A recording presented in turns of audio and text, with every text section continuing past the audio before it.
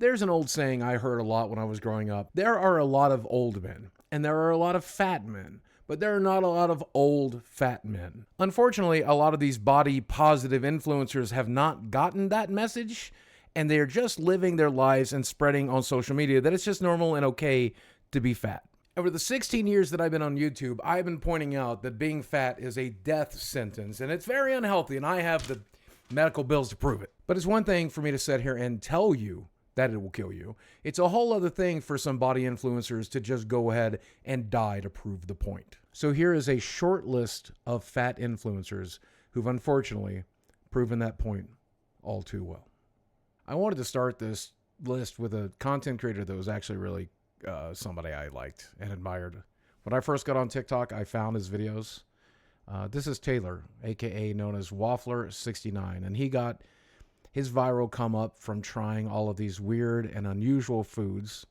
Unfortunately, obviously, most of these foods were very unhealthy as well. Now, I have no problem with food review channels, and in fact, I watch quite a few, but when it comes to morbid obese people, we are probably the worst possible candidate for eating unhealthy foods and then talking into a camera about it.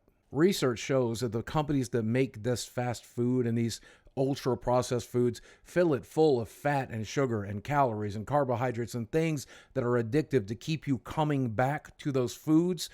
So you absolutely should not be eating them to make money. You should be avoiding them at all costs. In January of 2023, Clayton, Taylor's brother, posted this video letting people know that his brother had passed at the age of 33. This is especially heartbreaking, knowing that these brothers had lost both their father and their grandfather to heart failure, and it definitely appears this would likely run in the family. And unlike a lot of the other people that are on this list, Waffler did his best to lose the weight when he could, and absolutely didn't preach a message of body positivity that every body is beautiful.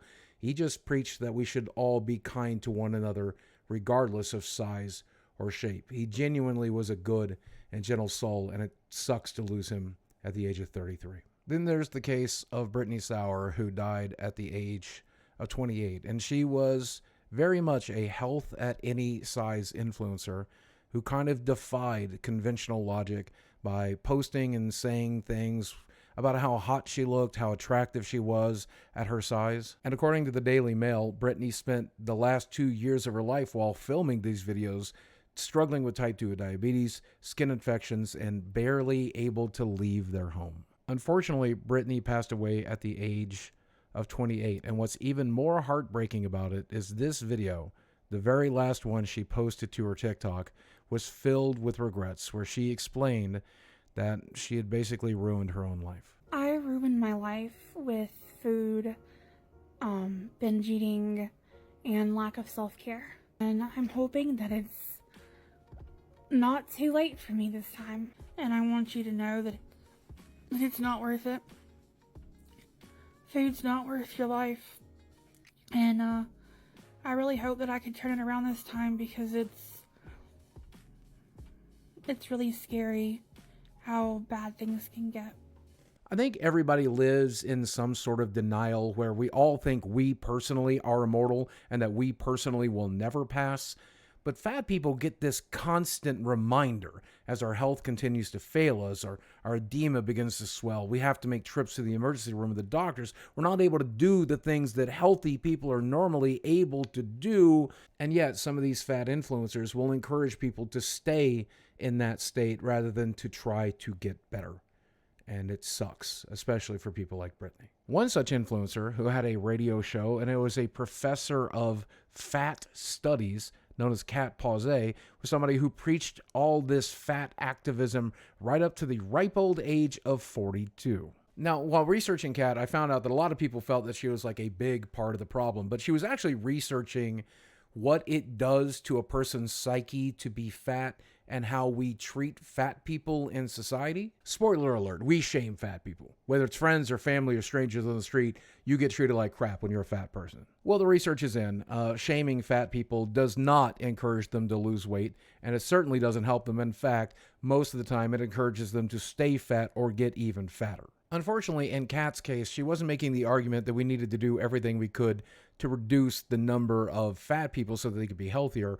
Instead, she was more focused on discrimination against fat people. And yeah, obviously it sucks getting treated like subhuman garbage because of the weight you are. But when I see a drug addict snorting meth or shooting up heroin, I don't really feel a lot of empathy for that person. So when you see a fat person eating a cheeseburger, it's going to be a struggle to treat them right. The problem with influencers like Kat, they say you would just leave fat people alone, and that's far from the truth. We need to attack the problem at the source, the food manufacturers, the people that are making it, education for fat people, and hopefully making sure there's just less fat people to discriminate against. I mean, maybe if we attack the root of the problem, we can make a change, but preaching the message that once you're fat, it's okay to stay fat, and it's everyone else's problem, isn't going to save any lives. And then finally, we have to talk about the case of glorifying obesity, because you have seen a lot of people get put on television and YouTube and everywhere else just for the sake of being fat. And a lot of people think it's a shortcut to some sort of fame, or at least infamy. I think nobody exemplifies glorifying obesity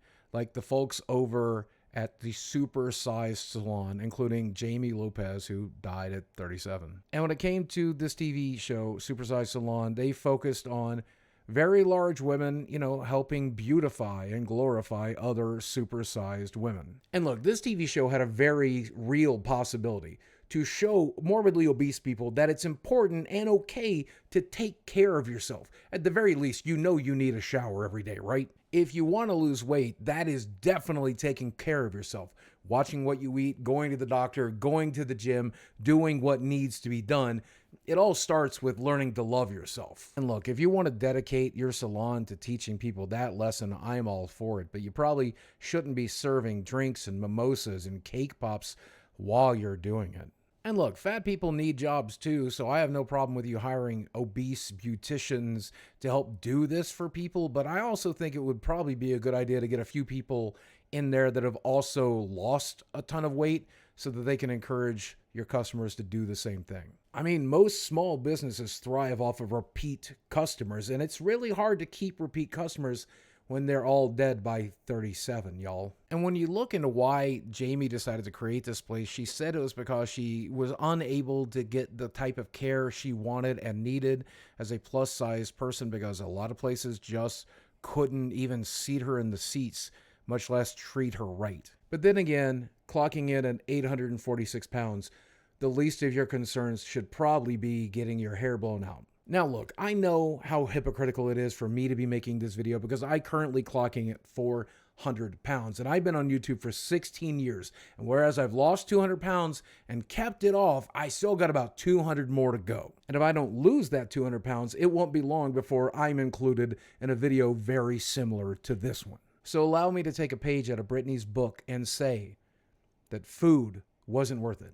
And it can get very bad very quickly. And whereas you might be healthy now, when it catches up to you and the bill comes due, you absolutely will have to pay it. Learn to love yourself enough to not just get your hair did, but also focus on your body and do what your body needs for you to do to be healthy and to stay alive. And if you're struggling to do these things, know that you're not alone. I'm struggling too. Hell, we all are. And that includes the skinny people. It's tough out there. As always, guys, thanks for watching. I love you very much, and I will speak with you again soon.